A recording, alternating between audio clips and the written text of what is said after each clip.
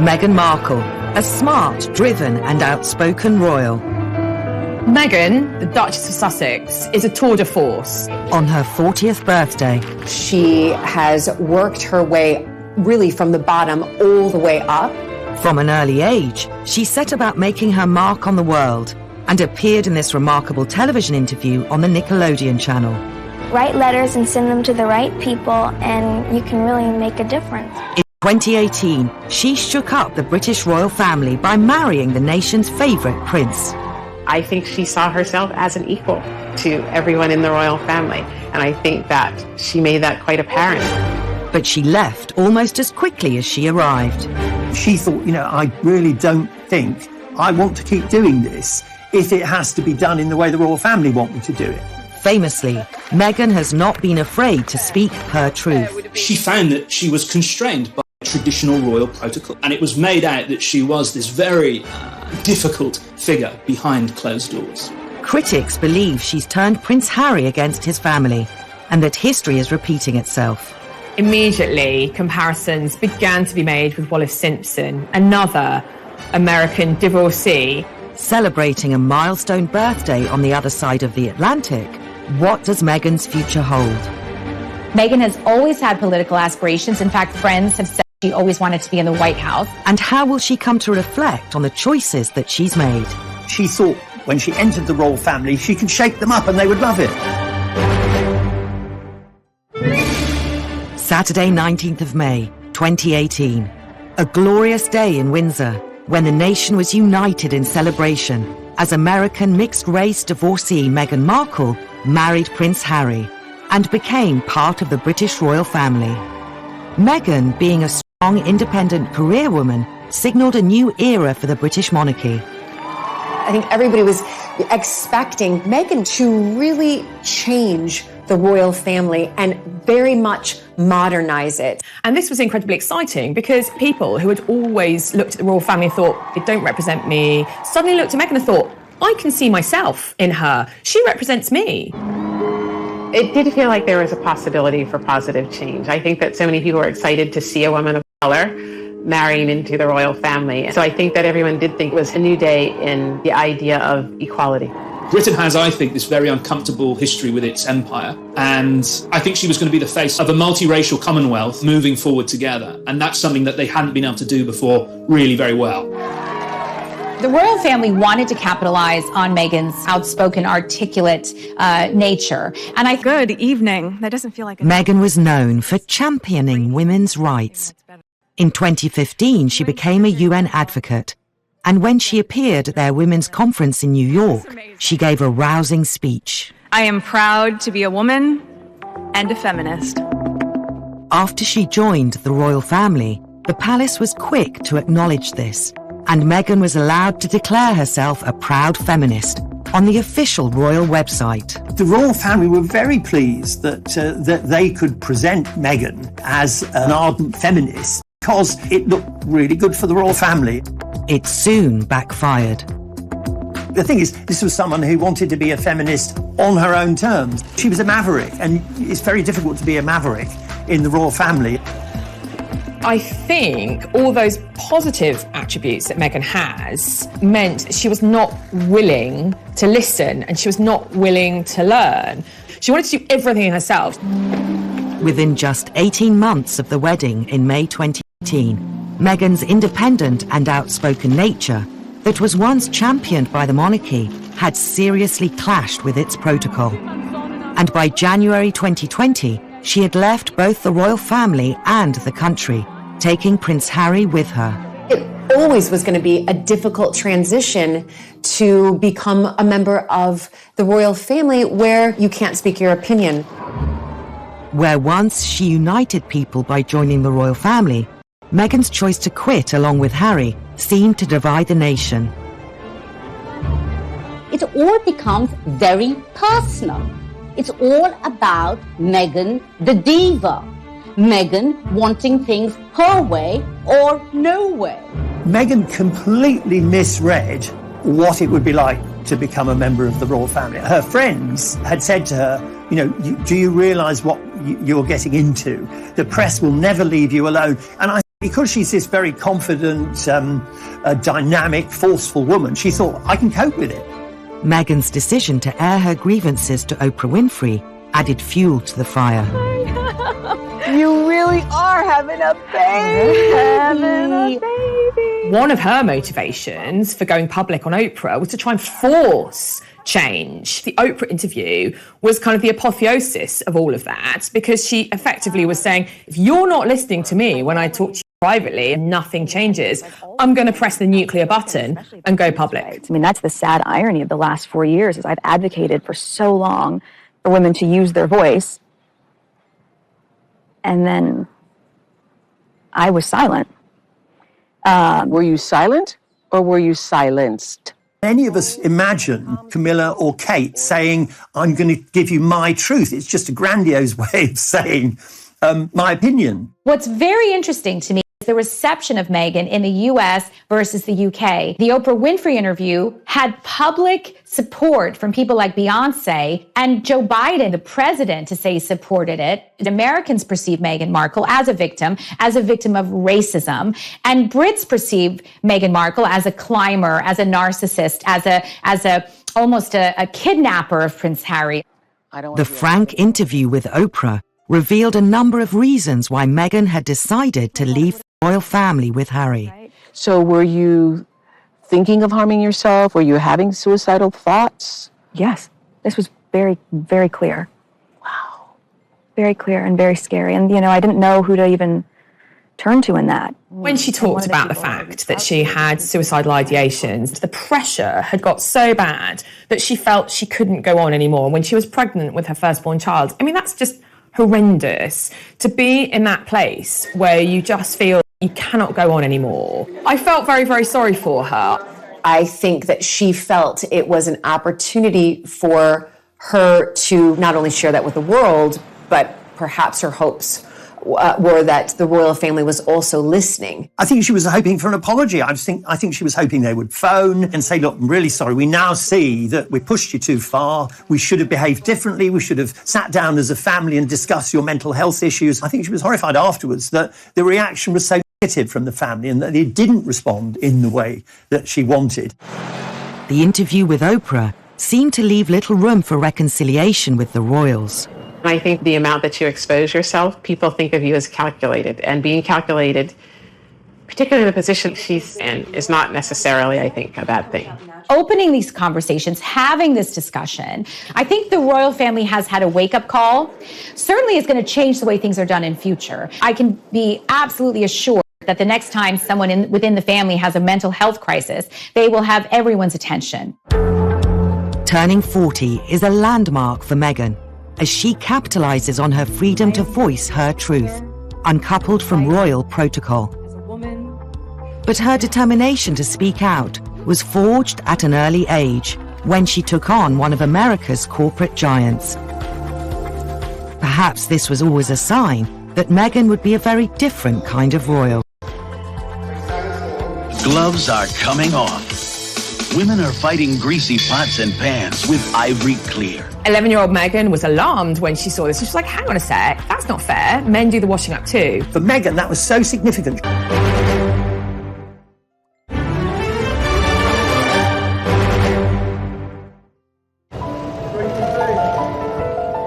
As Meghan Markle reaches her 40th birthday, her relationship with the royals has divided the nation. Perhaps it's no surprise. Her early home videos suggest that her personality as an outspoken, independent woman has been there since childhood. Even a substantial American corporation was no match for the 11-year-old Meghan Markle. Meghan had her first success in challenging sexist behaviour. There was an advert for washing up liquid, and the tagline was, "Women are fighting greasy pots and pans." The gloves are coming off. Women are fighting greasy pots and pans with Ivory Clear. 11-year-old Meghan was alarmed when she saw this. She was like, hang on a sec, that's not fair. Men do the washing up too. So she wrote to Procter & Gamble and said, this isn't fair. Can we get it changed to people? Why shouldn't it just be everybody should be using these cleaning products? Now, don't put the woman in the box that she's just, a stay-at-home housewife. She also contacted even Hillary Clinton who at the time was First Lady. And they changed it to People Are Fighting Greasy Pots and Pans. She was interviewed by Nickelodeon News and became quite the star. If you see something that you don't like or offended by on television or any other place, write letters and send them to the right people, and you can really make a difference. You can kind of see her, like the first kind of taste for stardom, maybe. I mean, although you look at her and she's just such a really serious, solemn schoolgirl who was standing up for what she thought right. And I think that shaped a young Meghan to become the woman that she is now, someone who is used to getting what she wants, someone who is used to speaking out for what's wrong and speaking up for what's right. For Meghan, that was so significant. She thought, I'm a little girl, nobody knows who I am, and the world has changed as a result of my actions. That has stamped her for life. Meghan was born Rachel Meghan Markle on the 4th of August, 1981. And she grew up in Los Angeles with her mother Doria and father Thomas. Both parents were influential in moulding Meghan into the determined woman she is today. But it was her mother who had the most impact. Doria was quite free-spirited, was also a very practiced yoga teacher, as well as a social worker.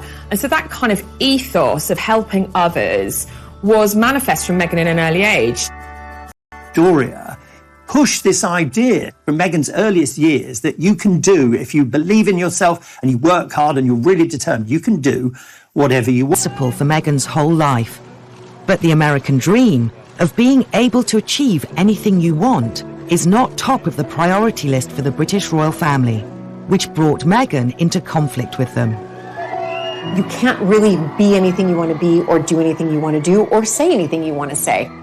Your duty is to the Queen. And I think that's very difficult for somebody like Meghan to switch that American dream, if you like, off and be told, right, so now you just have to do what we say.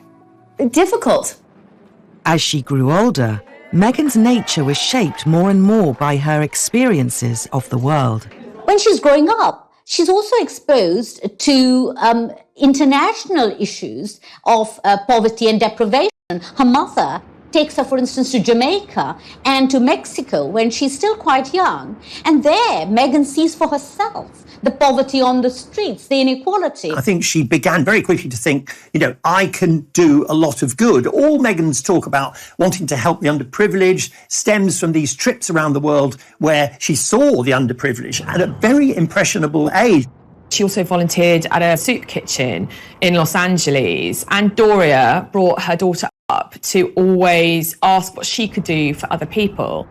Rather remarkable in terms of her devotion to public causes, what she thinks is wrong. And from a very young age, she's encouraged to stand up for her beliefs.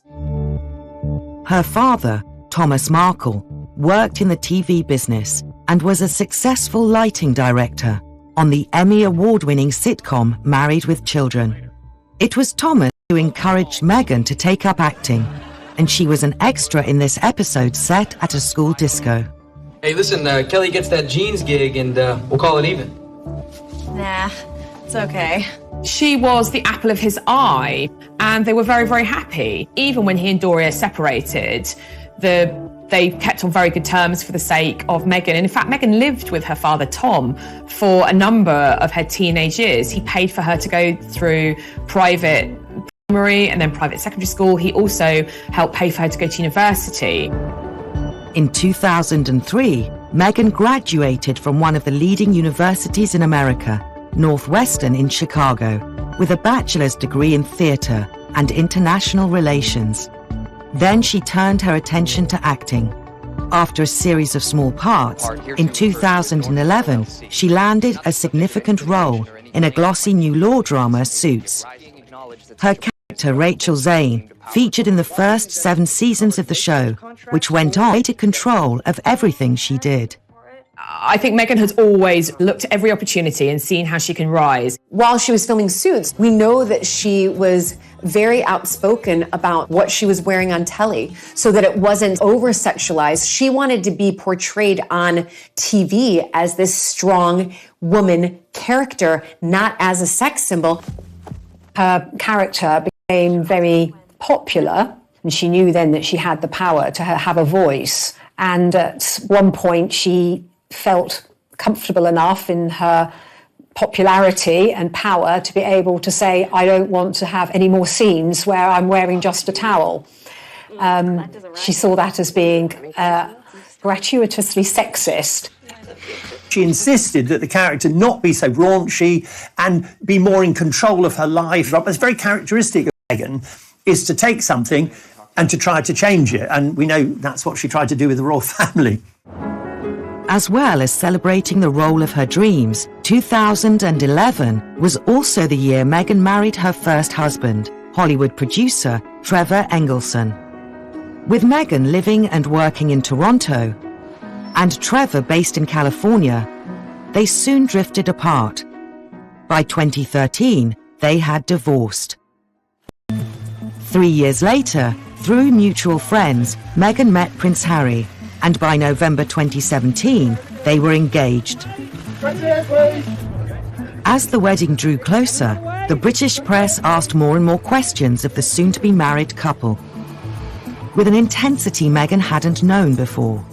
I've never been part of tabloid culture. I've never been in pop culture to that degree, and lived a relatively quiet life, even though I focused so much on my job. And so that was a really stark difference out of the gate. The media started hounding Meghan's family members in America, and the bond she once had with her father would soon be broken. Thomas had fallen on hard times, and the obvious way to make some money was to give interviews about his daughter, who was now a member of the British royal family. He had been asked not to take part in any press interviews, but then he went against her wishes and did so. But it was Thomas Markle's decision to collaborate with a journalist that caused the biggest controversy. Thomas Markle fakes these photographs of him studying the history of Britain and the royal family, and it was all staged. And can you imagine, you're over here without your family, expecting them to come over for the wedding, and in the meantime, they're making money. Thomas Markle appeared on ITV's breakfast show Good Morning Britain to give a spirited defense of his reason for staging the photos. I didn't do this for money. I did this to change my image. For 1 whole year, I was presented as a hermit living and hiding out in Mexico. I was looking to change my image. And obviously that was a mistake. It went wrong. He probably didn't really understand what he was doing. He probably didn't know that much about royal protocol. And he's an American, totally different mindset. But it wasn't just her father selling stories. Meghan's half-siblings were also accused of selling out.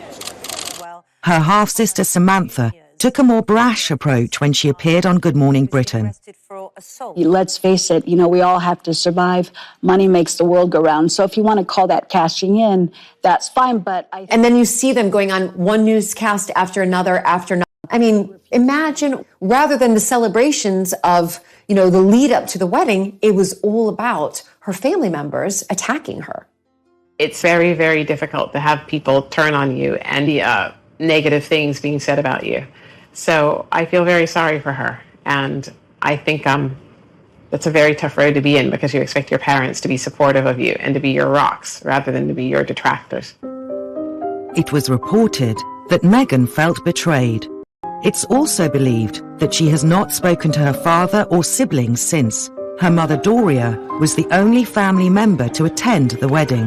Harry famously said, now she has the family she never had, which caused great upset with the Markles at the time, not surprisingly.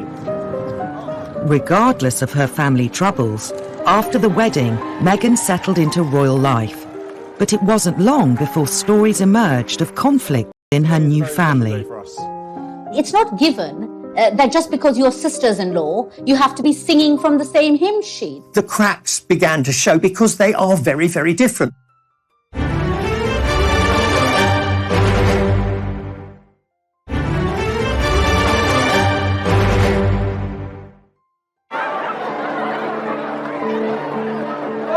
Meghan Markle is celebrating her 40th birthday.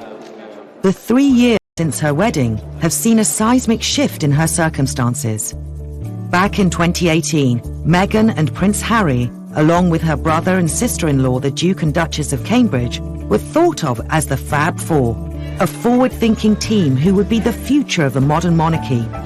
Leading the charge were Meghan and Kate Middleton, who on the surface appeared to be best of friends.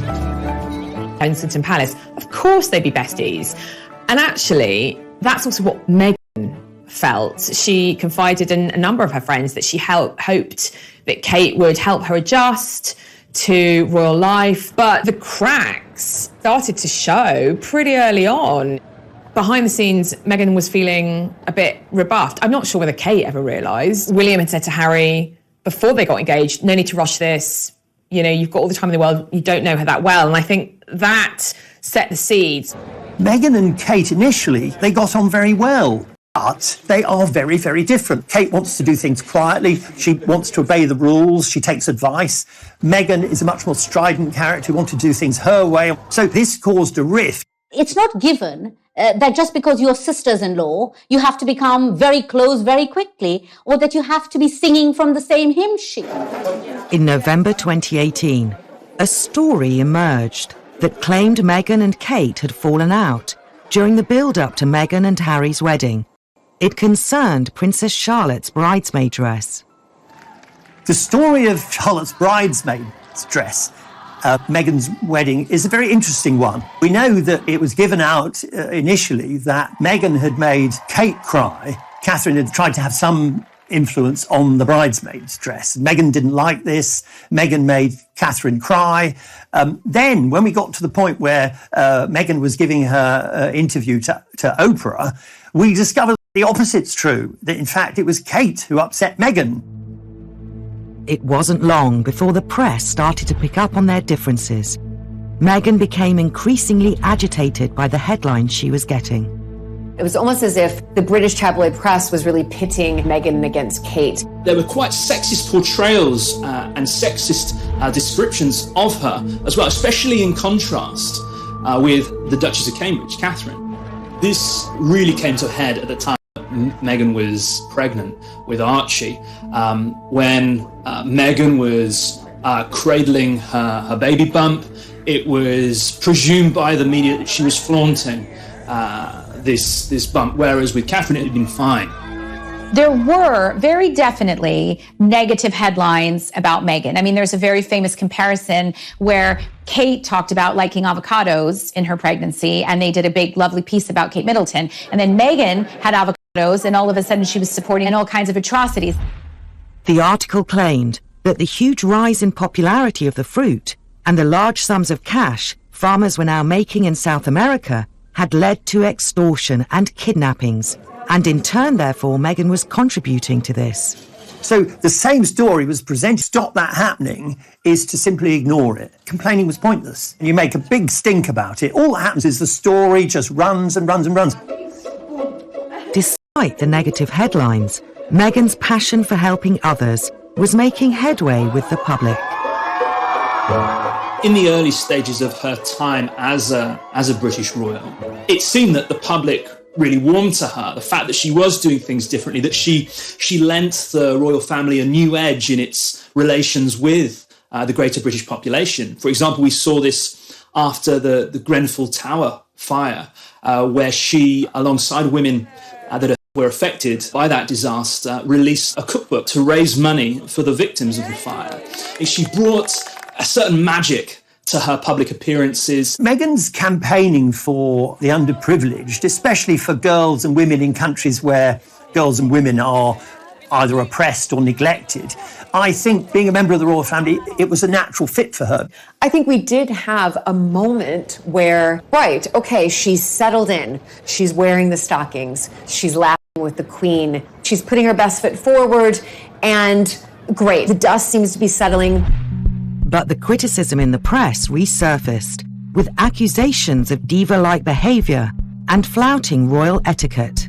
Initially, it was for relatively harmless, very small things. For example, she broke protocol by walking ahead of Harry at one event. It was almost as if Everything that Meghan did was magnified to the point that if she opened up a car door for herself, it was like, oh my gosh, she's a real feminist. She's not following royal protocol and having somebody else open the door for her. She would have thought, well, these are just stuffy little pointless rules that the royal family have. She'd have just thought, well, why can't I open my own car door? What on earth is this thing to make a fuss about? In some ways, Meghan's wish or insistence to do things her own way highlighted how stuffy and out of touch the royal family are. She found that she was constrained by traditional royal protocol and that she couldn't do things in the way that she'd hoped to. And it was made out that she was this very difficult figure behind closed doors. So I think it was the perception around it of this American go-getter, self-sufficient feminist coming over here and doing things the way that she's always been used to. And that was perceived as aggressive. Information began to trickle out that she wasn't towing the line. The fact that she wanted to do things differently was causing problems for the royal family. She didn't want to obey the rules. And I think she came across sometimes, and this is increasingly true, striking to come into the class situation of Britain and to see how firmly entrenched it is. And I imagine that it must have been quite shocking for Meghan because I think as a black woman, you don't think anyone is above your station. Meghan was then accused of getting involved in politics, a move frowned upon in royal circles. We see how Meghan, both in Fiji, for instance, as well as in Wellington, New Zealand, rubs shoulders with politicians like the New Zealand Prime Minister, and she talks about women's empowerment, and she talks about women's suffrage. Of course, royals traditionally never do that. I think it began to go wrong when Meghan made it clear that there was a political element to her interest. And I think that began to make people feel in the royal family that she was perhaps, just going a bit too far, because they just don't want to politicise these things, because traditionally, and quite rightly, the royal family has stayed out of the political arena. Some of the stories written about her couldn't have been further from the truth. They presented this story as a rags to riches story. Meghan, like Cinderella, had started off at this terrible place, and now she was living in a palace in London. And Meghan quite rightly complained and said, actually, Compton was about 15 miles from where she really grew up. She grew up in a middle-class suburb. And so she said that, this had racist overtones because it was suggesting that, the black gangland area of Los Angeles was where she started life. There was nothing discreet about this characterization. And so she had to navigate what was a racialized coverage of her public image. The British tabloid media's characterization of Meghan, the headline, Meghan straight out of Compton, was overtly racist in its description. Despite the negative press coverage throughout the winter of 2018 and early 2019, Meghan was still well thought of by the public. On the 6th of May that year, Meghan and Harry's son Archie was born.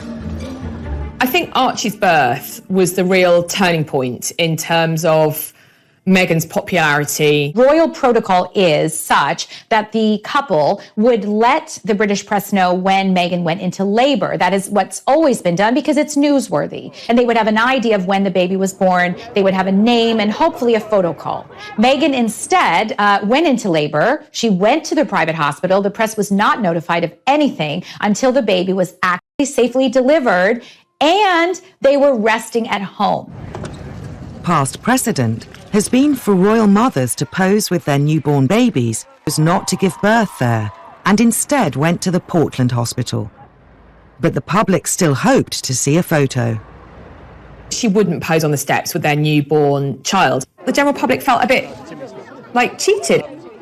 This was expected, and when it wasn't given, I think that's when a real uproar started as far as, well, wait a minute, we're paying for your lifestyle. All we want is a picture of your baby. What really irritated the British public was the public had just funded an enormous renovation of Frogmore Cottage for the couple. through taxpayer money. It was like £2 million to renovate their home. And they weren't even entitled to know about the birth until it was done. Meghan says she was never asked for a photo when they left the hospital. But 2 days after giving birth, the world did finally get to meet baby Archie. I don't think they made a mistake in not giving the public what they wanted at that time, because, of course, once people got to see the baby, they were happy. And in the end, isn't that really what matters? He has the sweetest temperament. He's really calm and... He gets that from It was a very intimate, tender scene, but it wasn't what the British public expected. And in some respects, the media really emphasised that Harry and Meghan aren't playing ball, that they're not doing things as expected. It was another example of Meghan choosing to follow her own path instead of royal tradition. Meghan enjoyed a respite from criticism in September 2019 when she took Archie on the royal tour of South Africa. Meghan and Harry have a remarkably successful visit with Archie to South Africa. And of course, they famously meet Archbishop Desmond Tutu on that visit. And on many occasions, Meghan, is allowed to do her own thing, to go and meet women in the townships and talk about violence against women. It did produce far more positive press coverage. We were able to see Meghan, as it were, at her best. Meghan stood on a tree stump and gave really quite a powerful speech. I am here with you as a mother, as a wife, as a woman of color, and as your sister. Here she was saying, yes, I might have married into the most famous and wealthy family in the world, but I'm still one of you. She wasn't being too political, but she was using her own experience to say, I want to be your figurehead and I want to be here to help. Behind the scenes, Meghan seemed to be unhappy. The signs of strain were first visible during an interview she gave midway through the tour. She was obviously quite... Thank you for asking, because not many people have asked if I'm okay. But it's a very real thing to be going through behind the scenes. The pressure you're under is pretty obvious. Can you continue with it? It's not enough to just survive something, right? Like, that's not the point of life. You've got to thrive. You've got to feel happy. And I think... Which takes everyone really by surprise, because we all think that she is happy, that she is thriving, that she is doing what she wants to do. It was such a direct criticism of the royal family. She was effectively saying, look, I have problems and nobody in the royal family cares. That was a real turning point for everyone, to hear them say something like that, not just in whispers, not just as often is done through palace leaks. It was quite brave. It had quite a backlash. Here, Harry and Meghan were in one of the most impoverished continents on the earth, and they had visited some of the townships where some of the most dispossessed and poverty-stricken people lived. And Meghan was complaining that people hadn't asked her if she was okay. When people are feeling very unhappy, it does rather take over your every waking thought. So it might be that, she just felt she had to get it out. There were some who say that Meghan actually ruined the tour. They certainly ruined the goodwill from the tour by making it about themselves. This latest batch of negativity was the last straw, and Meghan was about to make a decision that would shock the nation. She thought, I really don't think I want to keep doing this if it has to be done in the way the royal family want me to do it. She realized, I have to leave here. And they go to Canada. And that was the beginning of the end.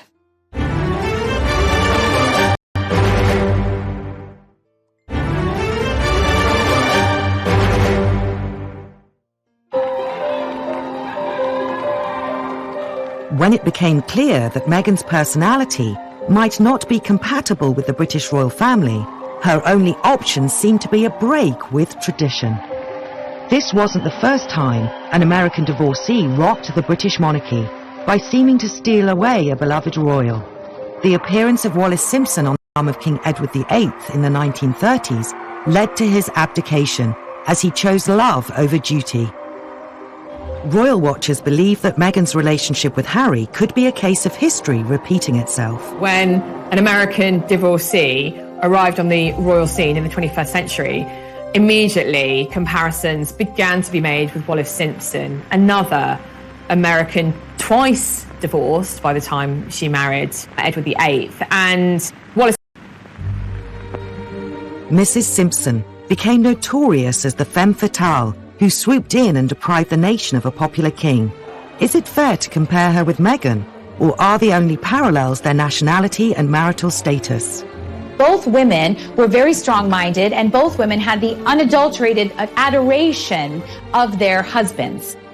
They had this distinctive modern style, which sort of sets them apart from other members of the royal family. And, most of all, it's clear that in the case of Harry and in the case of Edward VIII, these British royals have fallen desperately in love with these American women. There's a real sort of storm of interest around the two relationships, partly because of this sort of dynamic quality to them. Mrs. Simpson was a strong, dominant woman who gave Edward VIII everything his mother hadn't given him. He was vulnerable just as Harry's vulnerable. If a man who's not very decisive meets a very decisive woman, or the other way round, they often get on very well because one makes the decisions and the other one goes along with it. So Meghan and Harry, they work because Harry is quite a vulnerable person. He's only lived in this gilded cage. He's not very worldly. Meghan makes things happen. Meghan makes the decisions.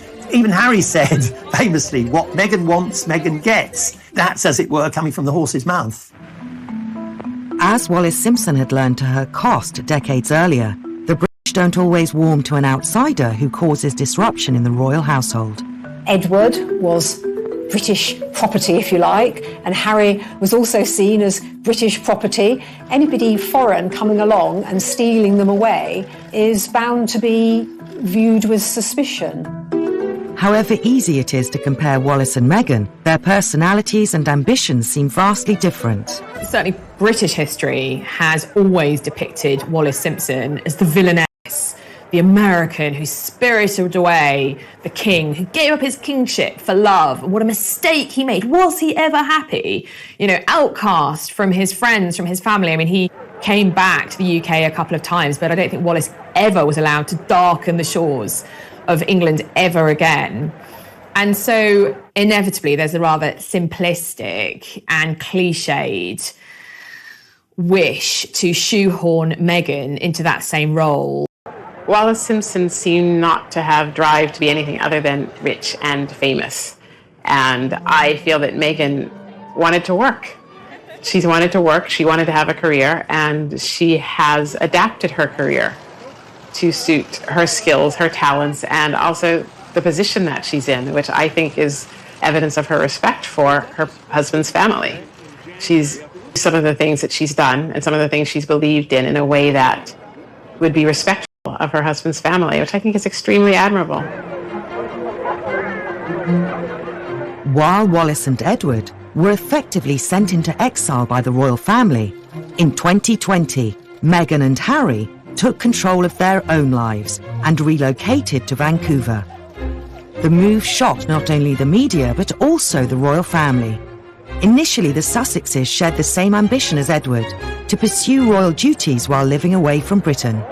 Originally, Edward had wanted to have a more dynamic role as a representative of the royal family abroad, living in the USA or living in Europe, but his brother, George VI, the new king, and the king's courtiers denied him that more dynamic role. Occasionally he'd pop back up, he'd write a series of newspaper articles talking about his earlier life, talking about the abdication crisis. That made him a bit of money, and then he sort of disappeared again.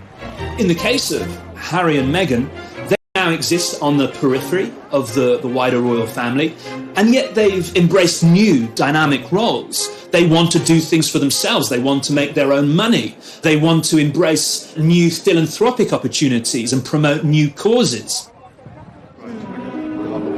At first, moving to Canada seemed perfect. It was familiar to Meghan from her years filming Suits, and as part of the Commonwealth, it was an ideal place to represent the royal family.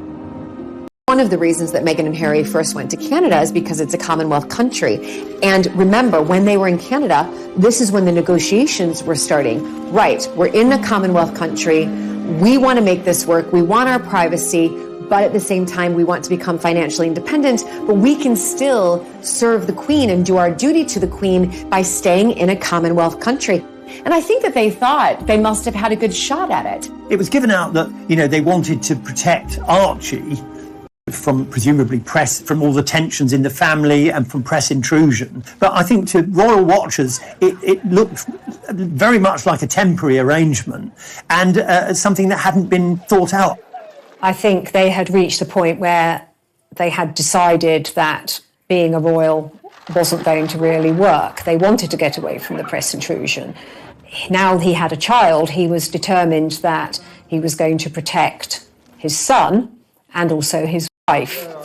And obviously it was a joint decision for them to go. They went to Canada to decide what they were going to do next. The press dubbed the move as Megxit and seemed keen to lay the blame for the couple's departure at Meghan's door. Meghan was portrayed. It was all her decision. She was forcing Harry to do that. That was massively simplistic. It was a decision taken by both of them. She was offering him a better way of doing things, a different way of doing things. And he decided that for the future of his family, he would take that with both hands and run with it.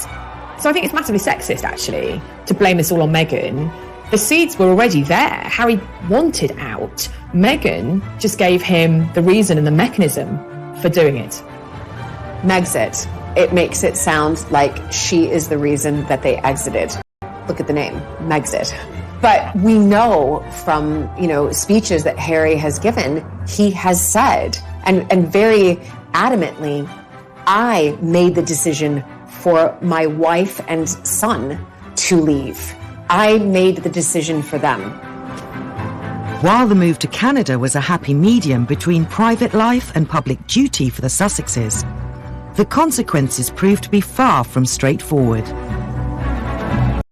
When Meghan and Harry went to Canada, there seemed to be a sort of an unholy scrap over what they could call themselves, what they could do. They wanted to be Sussex Royal, because, again, this is an American culture thing coming in via Meghan.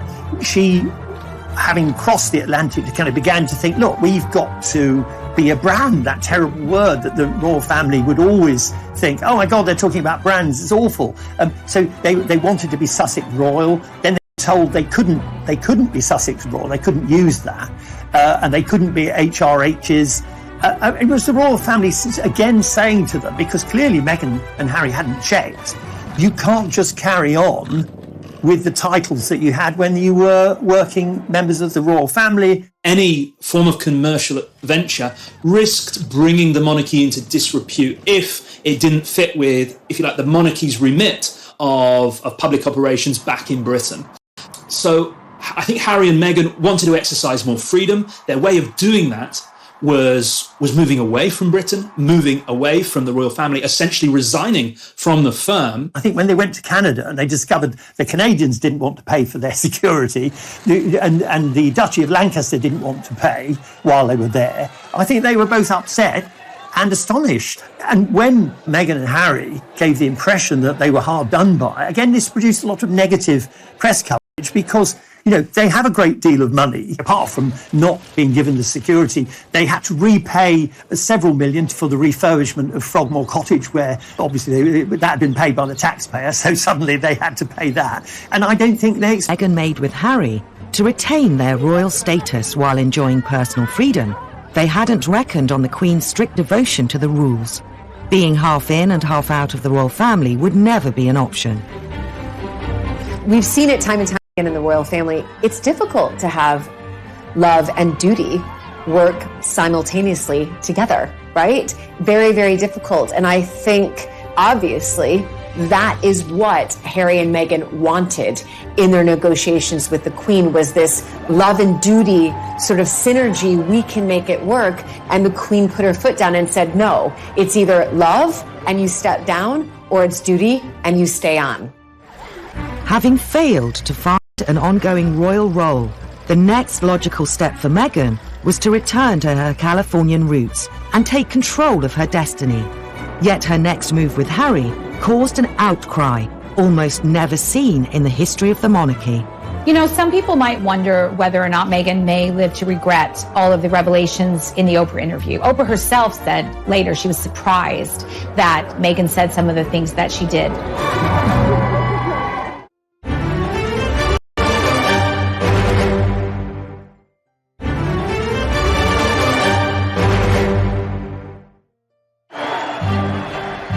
After a few short, turbulent months in Canada, it was time for the Sussexes to regroup and start again.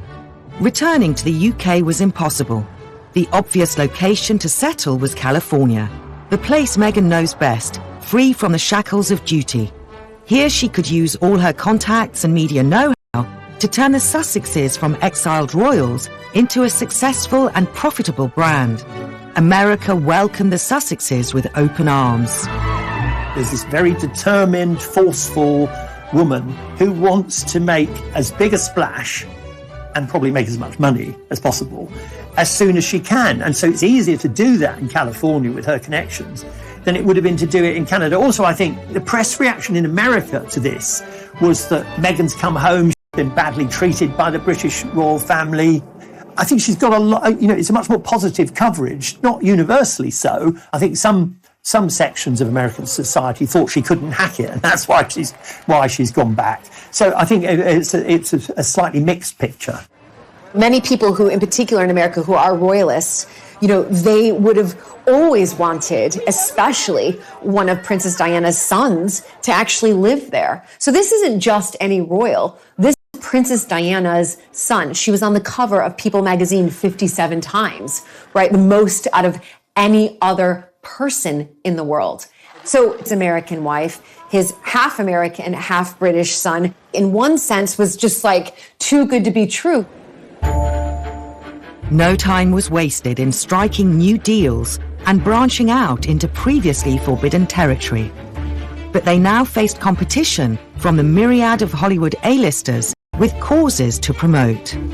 So Meghan and Harry have been busy since they moved to California. They've struck a number of deals. We know Netflix, they had a podcast, a deal with Spotify. Meghan's had a children's book released. Harry's taken on a job in mental health, sort of coaching at a big startup in the Silicon Valley. They have done a lot of things. However, none of them will ever have the attention of the world the way, say, their tour of South Africa did, the way, say, their wedding did. They will not be meeting with of state. They will not be having a global platform from which to have a voice. Yes, they have a charitable foundation, but so do a lot of celebrities. And they're now celebrities. There is no way that they won't have keenly felt the difference between being a celebrity and being a royal. They're not in the same league. The glare of publicity was still firmly trained on the former royals, at a level far greater than Meghan would have experienced during her acting career. Because of the royal brand, they can get all these multi-million-dollar deals. But the problem with that is that they have to keep reminding everyone that they're royal. And to do so, that means giving more and more away. They have to talk about more private moments.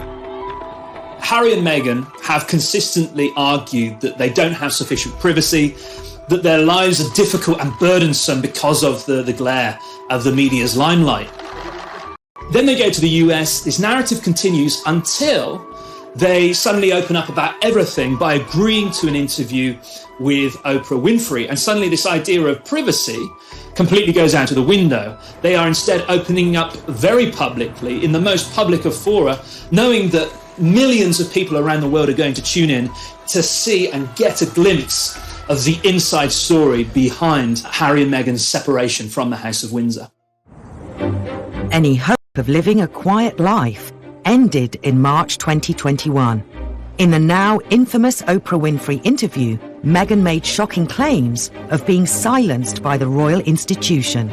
There was something Oprah said which I found absolutely astonishing in the interview. She asked Meghan, were you silent or were you silenced? Were you told to keep silent? How were you told to handle tabloids or gossip? Were you told to say nothing? Everyone in my world was given very clear directive from the moment the world knew Harry and I were dating. But what I want to say about that is anyone who knows anything about the royal history All the royals are silenced. None of them can say what they think. They can't go meet some head of state and then later say, I didn't like him. They're all silenced. That's why they're here. That's why they're in power. That's why they never got beheaded. They're all silenced, all of them. So for Meghan to be silenced is no different than how Prince William is silenced. Why is it okay for them not to be able to express an opinion, but not for her? It's difficult to really pinpoint why they did it. But I think one of the main reasons that most people can agree on is that they're angry. They're angry at the royal family and how Meghan was treated. And that's all coming out even after the Oprah interview. You know, some people might wonder whether or not Meghan may live to regret all the revelations in the Oprah interview. Oprah herself said later she was surprised that Meghan said some of the things that she did. I think the problem for Meghan was she was angry, she's upset. I think she thought when she entered the royal family, she could shake them up and they would love it. They would do things Meghan's way.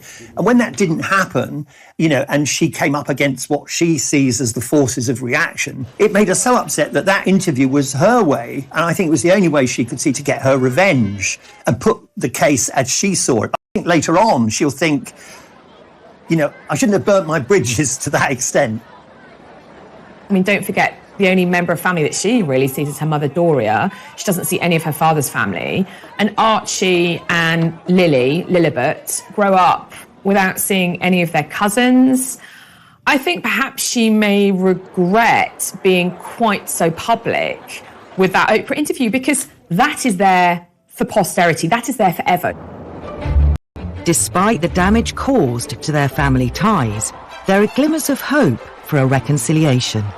If in 10 years' time, we have a change of regime, we've got King Charles, the relationship between Meghan and Charles was once so good. I mean, Charles adored her. They had a lot in common, art, music. She used to go around to Clarence's house to have effectively history lessons with Charles on the history of the royal family.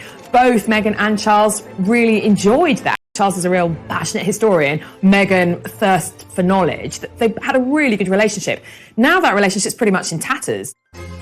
Meghan seems intent on making the best use of her unique situation to raise her young family and ensure that her business ventures are successful. Had they remained members of the royal family, that would have been fine. They would have carried on doing all their good works. But now they've got that extra, their reputation has an extra spin. They want to be, and I think the aura around that will carry them a long way in all their financial dealings, their commercial deals. That will work. They're sort of the renegade royals, you know, that actually counts for a lot.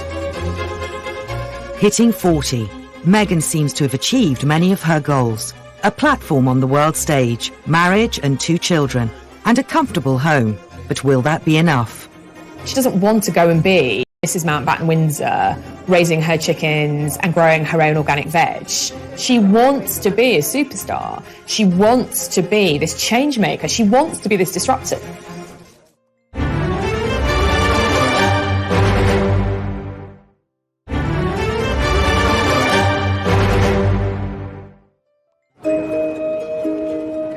Now 40, Meghan's impact on the way we view the royal family remains a topic of intense scrutiny. Recent royal events mean there could be opportunities to reconcile the Sussexes with the Windsors. Since the death of Prince Philip, there has been a lot of media speculation, as we might have expected, about whether there could be some form of reconciliation between the Sussexes on the one hand and the rest of the family. And we kind of got a flavour of that when Harry travelled back to Britain for his grandfather's funeral. And we saw something very similar with the recent birth of Harry and Meghan's second child, Lilibet. Whether that happy family event might be the opportunity, might provide the window for some form of reconciliation. As yet, the jury is out. Meghan's royal in-laws aren't the only people with whom relations are strained. Given the emphasis that Meghan and Harry have always placed on the importance of a loving family structure, I think it's really unfortunate that Meghan's own relationships, particularly with her father and his side of the family, seem to have really broken down. But there is some hope now that she is back home, as it were, in California, and he's not too far away physically, that after the pandemic, maybe the two can meet and try and make their relationship work. If not for themselves, then certainly for both Lilibet and Archie. Why wouldn't you want to work on reconciling with your family? Because, you know, at the end of the day, family is, in one sense, it can be your real stability, and it's what we all, at the end of the day, come back to. We do. We always come back to our family. For all of the controversy, a time may come again when, rather than the villainess of the story, Meghan will continually be, in some sections of the public consciousness and the media, be portrayed as this kind of villain who has taken Harry away. I personally think that's too simplistic. I think that Meghan and Harry were very unhappy in their life, and so they wanted to make the change to make a more positive change. I think the problem for Meghan is that they complained about intrusion, about privacy, but actually she didn't want a quiet life. She doesn't want to go and be Mrs. Mountbatten Windsor, raising her chickens and growing her own organic veg.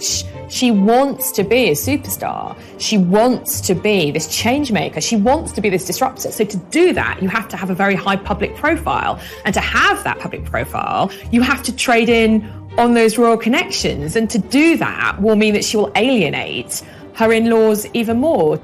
There's very little question in my mind that Meghan will be viewed as a villain.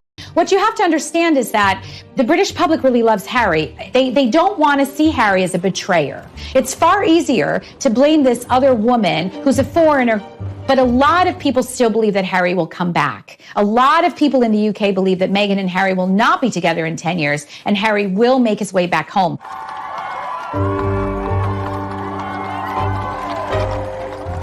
It seems clear that Meghan has shown Harry a way to achieve an independence he could never have as part of the royal family, even if he risks the same fate as Edward VIII.